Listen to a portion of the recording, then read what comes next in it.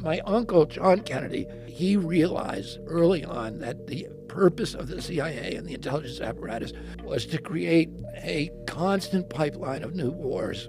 Eisenhower, who was the outgoing president, gave what is probably the most important speech in American history, which was, where he warned against the military-industrial complex. I was at my uncle's inauguration. I was in Washington that day, a 6-year-old boy. And 2 months later, the military and intelligence came to him and said, we got to invade Cuba. And he was like, I'm not going to Cuba, and I'm not going to let the military. And they said, well, we got all these Cubans trained, and they're going to go attack Castro.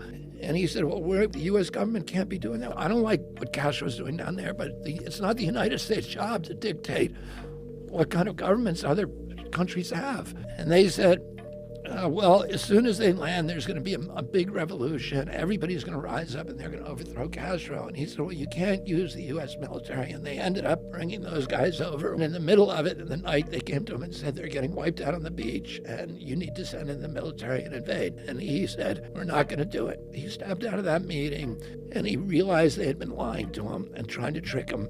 And he said, I want to take the CIA and shatter it into 1,000 pieces and scatter it to the winds. For the next 1,000 days of his presidency, he was at war with his military and intelligence apparatus. They tried to get him to go into Laos. He said no. They tried to get him to go into Vietnam. They said that we need 250,000 combat troops. He refused. Everybody around him wanted him to go into Vietnam. He sent 16,000 military advisors. They weren't allowed to fight.